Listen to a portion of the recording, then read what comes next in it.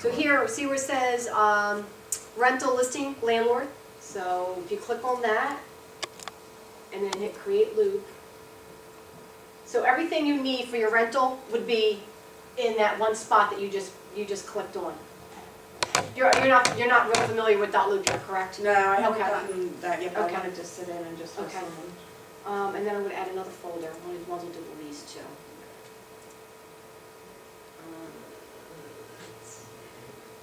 Yes. All right. Rental tenant. Okay, that's better.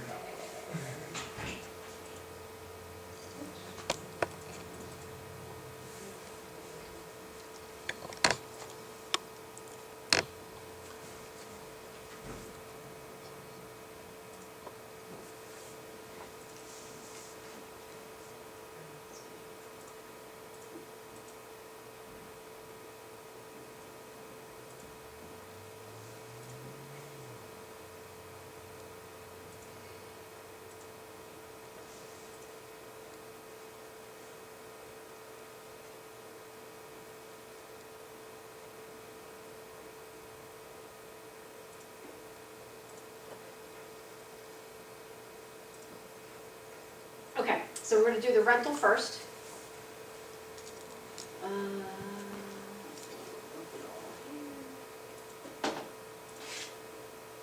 Don't worry about how to grab it off the .loop right now. I'm just basically just going to show you to make sure this everything you need to be in compliance, basically. Okay. So. Okay, so we a lot of agents don't do it, but we prefer that you just kind of set up a contact sheet.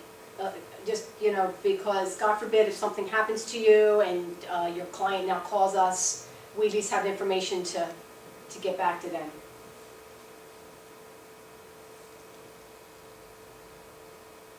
And you know, some of the stuff on here is ridiculous. Like, you don't really need to know their birth date. The reason why that's there is like, once you get used to, well, you guys know about like the e-edge. Like, so our e-edge, which is your database, you can put in their birth dates. So then it'll notify you that someone's birthday is coming up, and then you can send them a birthday card and stuff like that. So that's why that some of this information is on there. So you use it to however you want. Okay, so now this is the actual listing agreement.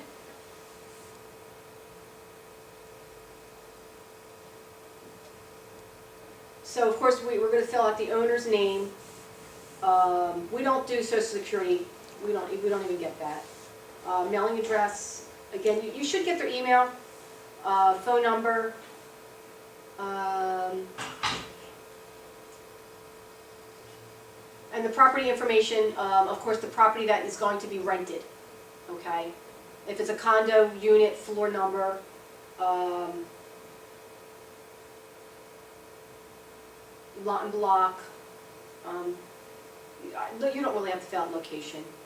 No, you don't have to do the unit telephone number. Minimal rental period.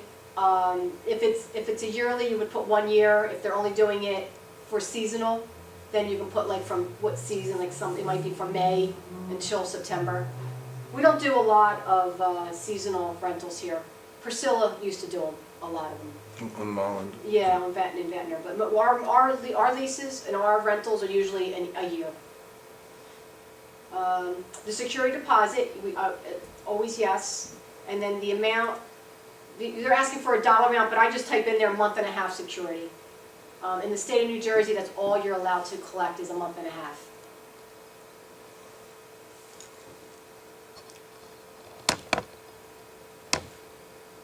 The term of the listing, let me know if I go too fast. The term of the listing would be, I usually do my terms for my listings 1 year. Because I've had rentals where we get a tenant, I don't know if that's ever happened to you, you get a tenant, and then like within a month the tenant's like, oh, I don't want to be here anymore. And a lot of times the landlords will let them out, and then you have to go ahead and re-rent it. Okay? And then the amount would be whatever the rental amount is going to be.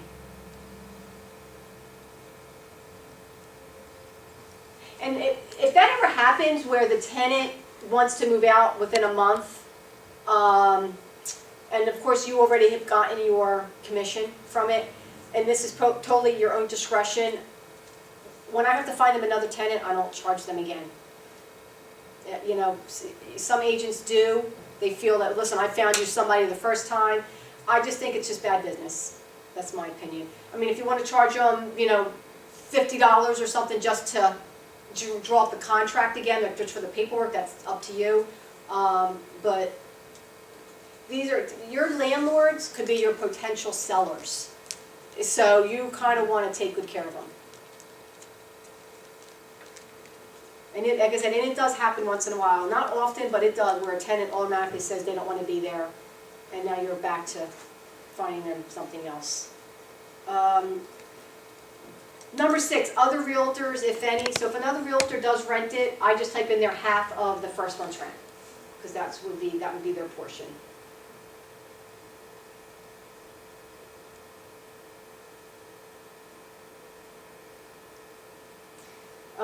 Number 7, maybe put a sign up. Of course, that's a discretion of the landlord. And then the amenities, you definitely want to find out at the beginning of the listing what the landlord's going to pay. Most of the time, they pay for water and sewer. Okay, and then the landlord will pay. The tenant will pay the electric and gas. You know, there might be times where the property, it only has 1 meter. Say it's a duplex and it's only 1 meter. The landlord might include the gas in with the rent. So then you would have to check that the landlord's going to pay the gas bill. Or oil, it could be oil too.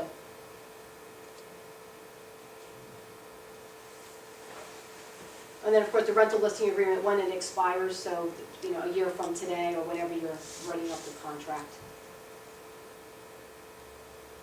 Owner agrees to pay rental agent a commission of, again, I just put first month's rent, because you don't know. Or you can put your, if you know what the rent's going to be already, you can just put like $1,500.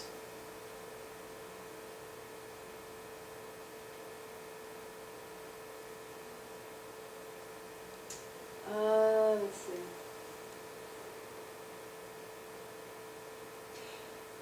Again, this is at your own discretion. So what this next part is saying right here, it's basically saying that if the tenant wants to renew the lease, the landlord the agent has a right to another first month's rent.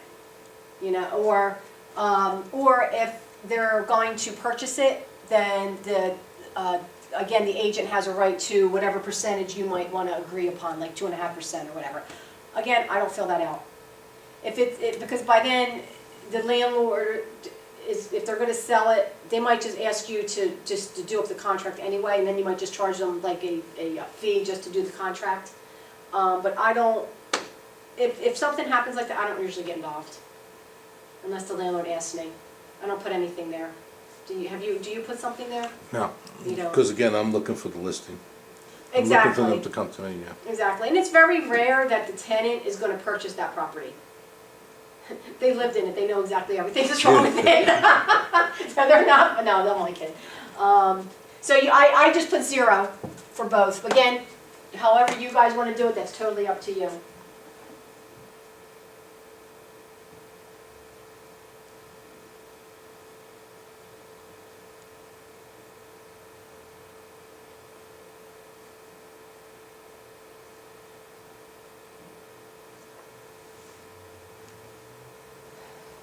This part here, again, we don't charge the tenants any processing fee. The only thing that we charge them is the money to do their background check. I'm sure that there's some companies that charge the tenant like an additional $100 or whatever just to process the paperwork. Again, I don't do that. But you have a right to do it, it's in here.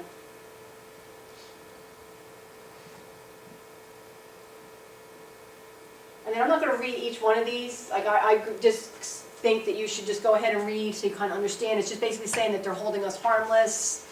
Owner hereby grants rental agent the authority to erect a rental sign on the property. Condition of property, he warrants that it will be habitable. Number 8, of course, the consumer information statement, so you would just put your name in there. And then basically just have the landlord sign it. And then you have to sign it. Rosalie, does it make a difference? I know the agent signs. Do we have to have a broker signature? It depends on the board. Like, there's some agents that sign it and send it over to the board, and Vanessa accepts it. And Yeah. then there's Yeah. other times where she'll send it back and say, oh, no, your broker has to sign it. So I just say, send it, and if they don't want it, they'll send it back. I don't know, sometimes they might audit they audit our office all the time. So they might just figure, okay, well, we're gonna audit this one particular agent, and then they're gonna send it back, so. It's not a big There's deal. times If I've you- signed both spots inadvertently, I just signed both. And they still don't send it back? See, they probably, unless they know you, Ian. Yeah. So they probably won't, but if it's like, sometimes it's a brand new agent, they don't really know the agent, they might send it back to me just for a signature. Because like Sean submits all his, I never get anything back for Sean. I don't get anything back for the seasoned agents, ever, ever. So. And it's in loop, so it's not that even hard. You know what I'm saying? If it's in question, just Just, add me to the, just add me as a signature and then send it to me and I'll sign it, it's done. Lead-based paint, only if it applies. 1973 or 1978, 78, sorry, yeah. 1978. Anything built prior to 1978, you have to do the lead-based paint. So you just check everything off, have the seller initial, and then have them sign it, and please, you sign. We get a lot of lead-based paints where the agents don't sign it. And I'm a stickler with the lead-based paint, and I say this at every class, is because the commission came in one day, they were just in the area, and they popped into the office, and they said, okay, pull 20 contracts with lead-based paint. It was very hard to find 20 contracts that were like signed by the agent, that they were filled out properly, and we were fined. We got some fines, yeah. So now and that's what Danielle does now. She's our compliance person. So if it's not filled out properly, she's sending it back to you. And we found a lot that the agents did not sign it. So. I just did a listing agreement, or I did it on a regular listing form for rental, and I had lead-based paint, so I'm gonna upload it and then put it into dot loop that way. Right. But I didn't know all this. This is interesting, because Yeah, it makes and- it so much easier. Yeah, and then put it in, also put it in the Paragon. Because once your seller signs it, you should put it in Paragon, because an agent who now wants to draw up a lease, they need the actual lead-based paint that the seller signed the day of the listing.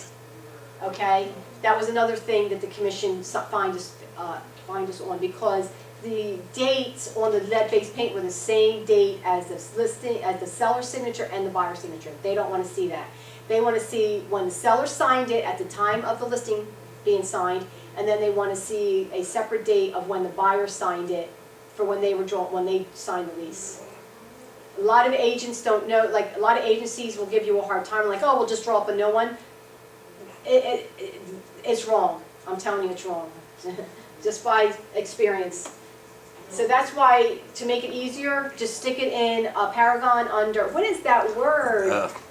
Documents. Associated Docs, there you go. Put it under Associated Docs, because then that agent has access to it, okay? And then, again, everybody signs it, even the agent has to sign it again.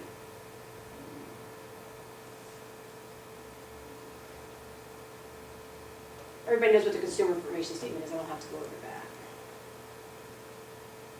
And then, of course, you should have the seller, this is the discrimination laws, make sure the seller signs that. I think there is a spot for them to sign it.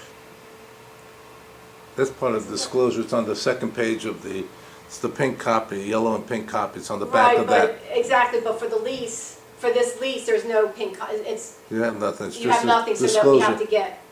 Yeah, so we just give this, we make the seller sign it. There's actually, this particular one doesn't have a spot for the seller to sign or the landlord to sign, but just have them sign it anywhere, it doesn't matter. That's, I didn't see a signature on it. On the, There, I think it's the, it's a, yeah, I think it might be the one that's in the library, actually has the signature. Oh, I never saw You that. put the box in it. yeah, I didn't know that. Oh, no, I know, it's the listing agreement for residential. That one actually has the spot where the people have to sign it. this one wasn't done correctly, so this is good that we're doing this, because I'll have to fix it. And that's basically all you need. Oh, you know what? The dual agency wasn't in here. I did not see the dual agency. Okay. Okay.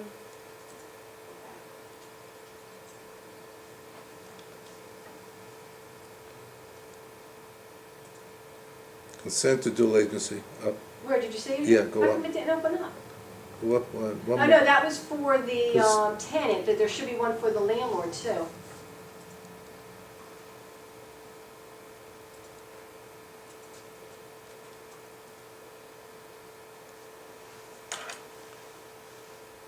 we go.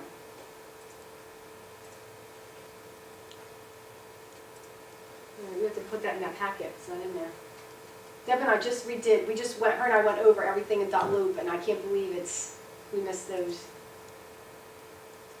And then the consent to dual agency, again, it's pretty easy, everybody knows what that is. Get the landlord to sign it. And that's all that's all you need for your listings for rentals. Pretty easy.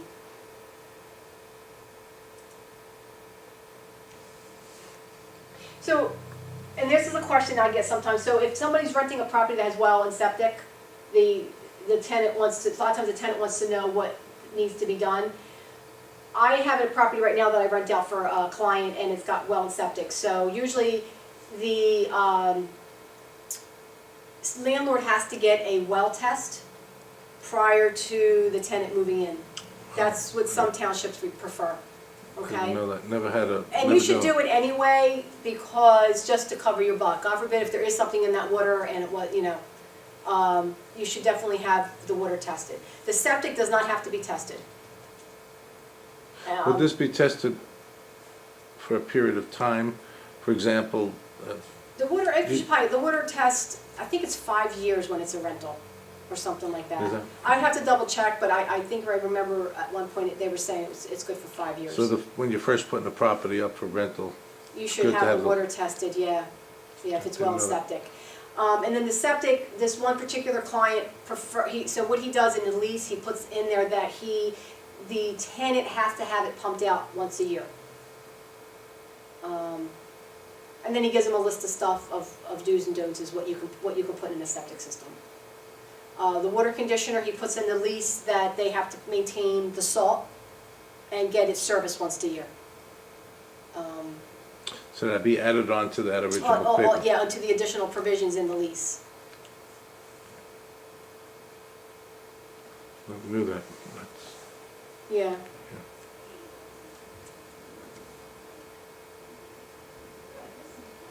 And that's negotiable. I mean, the landlord might just say, oh, I'll take care of all of it, only because they want to make sure that It's it's done. being done. But this particular client is very, oh my God, he's nitpicky. Like, when they get it, when they pay for the salt, when they get the services, they want to see the receipts. Wow. So they know that it was done.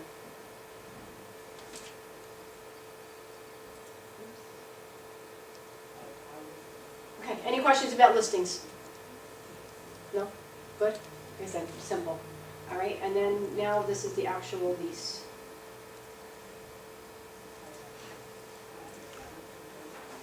So someone calls you about the rental, they saw it. Some agents, and again, this is however you want to do it, some agents get the tenant to do the background check before they even start showing them anything. Okay, you can do that. I don't. I show them the property first, and then I do interview them on the phone and say, you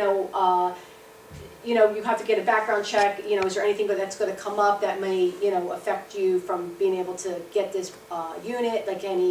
Most of it is like evictions and judgments. Those are the two major things. And if they say yes, then say, well, there might be a chance that the landlord's not going to rent it to you. At that point, you can even ask for references. So, but then I still go out and show it to them. If they say, well, I've been renting for someplace for a year, my landlord is willing to write a letter and stuff like that. So I'll show it to them. If they like it, then I come back and I do the background check. Okay.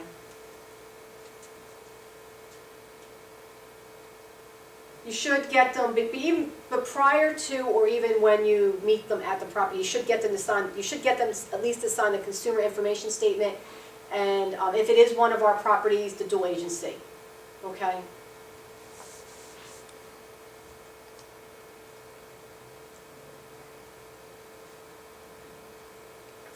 I always check off, I should have gone over this in the other, I check off for when it's a rental, The other side? where is it? Thank you. Landlord's agent and disclosed dual agency. So I just check that off for the seller, okay? And then for the tenant, I check off that one. Just because you don't know if you're ever going to show them one of our listings, so I just automatically check it off and it's done, okay? I don't ever, very rarely do I ever use the other boxes. For consumer information, I just use that one box for everything. Again, then if it is one of our properties, again, you have to get the tenant also to sign a dual agency.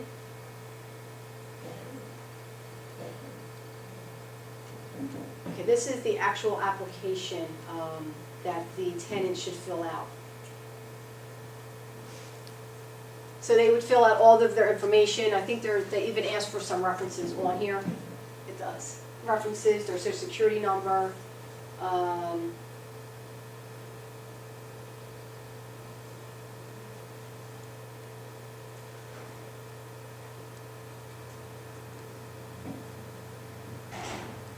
brokerage fee to be paid by landlord. Some of the stuff you guys might have to fill out. I don't use this particular one for the application.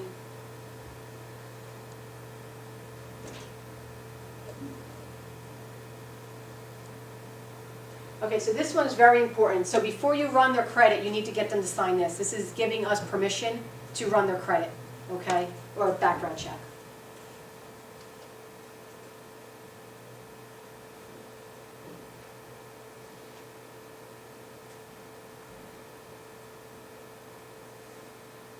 And this part right here, where is it? Here, we release, like you're also getting permission from them to release their information to the landlord. Like it doesn't give you specific, but it's saying we authorize release of information to, and then you would put the landlord's name, yeah.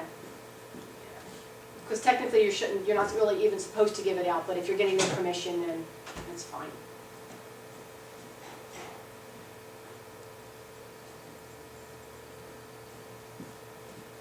All right, and then the lease. Actually, there's a new one, we redid this. So it's actually going to be pertain to a rental lease now. Because right now we're using the one for contract of sale. Right. A lot of people don't know this. You still have to have the notice on the front of the leases. Because the same as a regular property for sale, the tenant has a right to take this contract to an attorney. Okay, so this does have to be attached to the lease.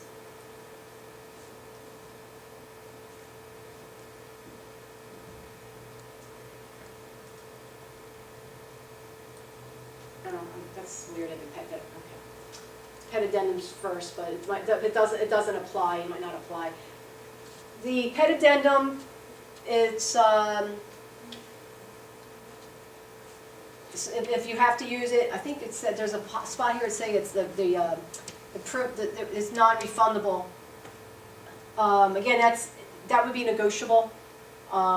If the landlord says, okay, we just want the pet addendum, pet deposit, but they can get it back at the end if there's no damage. If that's the case, then you can just cross that off. I've done that. People ask how much of a pet deposit. I normally only take about $500 for the pet deposit. They would just put that into the escrow account as well as the Exactly, security. but technically, that is not allowed. It's real estate commission, because now you're taking more than a month and a half security. So technically it's not allowed. So if you're unsure, if your landlord doesn't want to do it that way, the other option would be is adding $50 a month to the rent. If someone wants to bring their pet in and the landlord doesn't want the pet deposit, they only want to do it. The legal way to do it is actually adding an extra $50 a month to the rent for the pet. Okay, because technically you already took a deposit, so if the pet makes, does any damage, you're not to really keep that month and a half. But a lot of people fill this out. I've used it that way too, where we just take a $500 deposit. If the landlord wants to put it in a different escrow account, they can do that.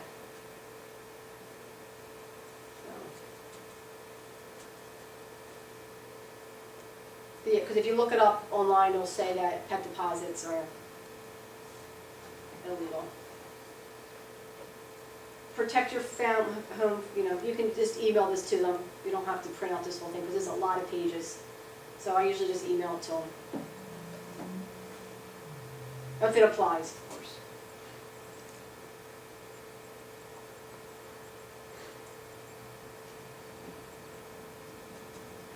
Okay, here's the lease. Now this is one lease, we actually are redoing another one. We're adding it to the loop, so you'll have an option of 2 different leases. The other one that we're adding is actually a little simpler. But this is the only one we have in here now, so this is one we're going to go over. Because they both basically have the same stuff, it's just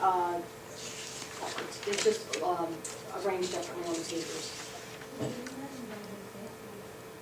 Okay, so basically it's a property the tenant agrees to lease from the landlord, tenant, the single-family home. You can do whatever applies, and then you just put the address of the property that's going to be rented right there. We're located right here in Hamilton Township, whatever township it is. The term of the lease is for 12 months, or you can put 1 year, whatever you want to put, starting on, and then whatever date the tenant's going to move in, and ending on. When you're. So, an ending is always, so say they're going to start it March first, they're ending it ends then on February 28th. Right. They have to be out by, the landlord should be able to go in on March 1st and look at the property and say, okay, you'll get your security deposit back, everything is in room swept condition.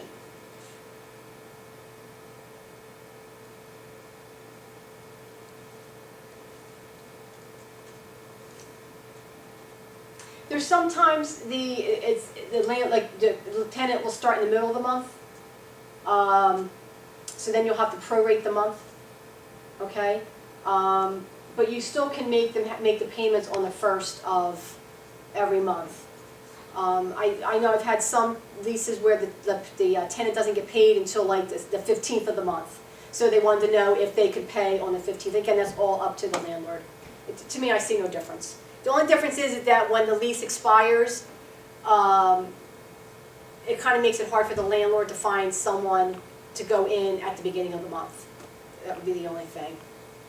Can't go in and clean it. Exactly. Like if they're not supposed to really be out until the 14th, then then he has to basically wait a whole rest of the month in order to start somebody on the 1st. So it's just cleaner when everybody just starts on the 1st of the month. So you would take the rent and divide it by 30 days Mm-hmm. and have them pay that up front along with the first month? It'll be coming in on the 15th? No, so if they moved in on the 15th, they would still pay their month and a half security, but they would pay the first month's rent less the 15 days. So say the rent's $100. Right. Okay? Well, I guess we should make it a little easy. So what is it? If it's Let's say $300 a month. Yeah. Okay, so divide that by, Just taking a half. Be it's 150. So it would be $150 that they would pay for their first month's rent. Oh, okay. Okay? Okay, so you're decreasing the rent for the time used, Right. and then on the 1st they have to come back in. Exactly, but what the issue with that though is, we get paid the first month's rent. Right. So either you can work it where you're telling the tenant and the landlord, because you have to make sure they both agree, that the tenant is going to pay you for the full month, and then the next month they can prorate it.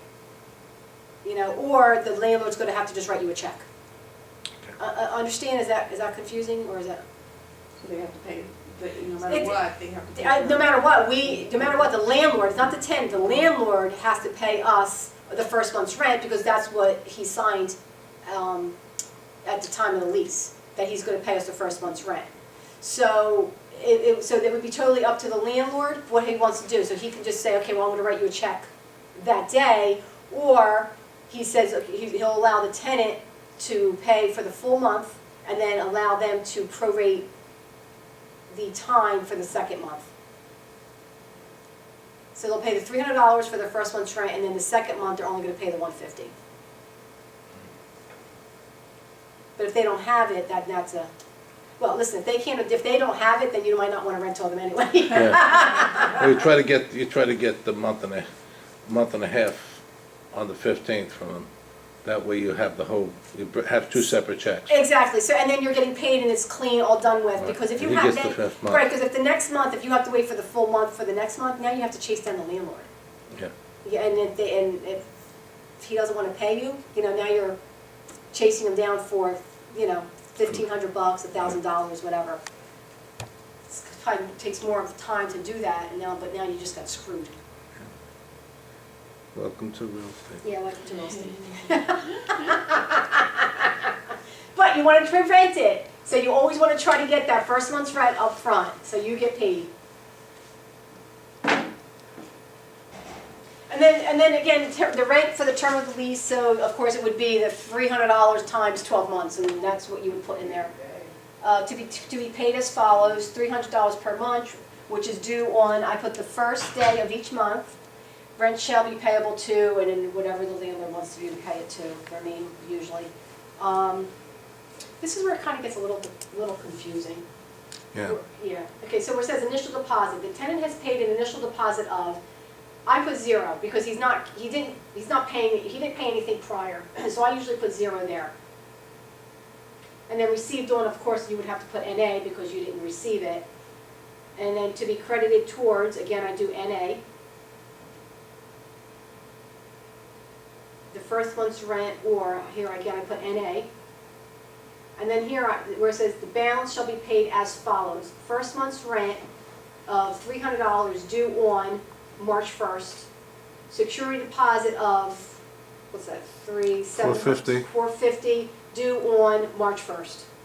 That's how I usually. So you just basically eliminate line 4. I do, I eliminate line 5, yeah. Five. It's because it's a little confusing. I mean, but some people do take an initial deposit, like, okay, well, the tenant liked it, so, okay, so give me $200, and, and then while the paperwork's being processed. So then you would put the 200 in here, received on February 15th, to be credited towards First month. first month's rent, or it would be, or it basically would be credited towards the security deposit. Okay. And then here they're reiterating, security deposit, tenant shall pay to the landlord the sum of $450, whatever the security deposit is going to be. So, and if the tenant might come back and say, okay, well, when do I get my security deposit back? The landlord has 30 days after the tenant moves out to give them back their money. And it says it in here too. Within 30 days of the termination of this lease, the landlord shall return the security deposit plus undistributed interest to the tenant, which is probably would be a whole whopping $2.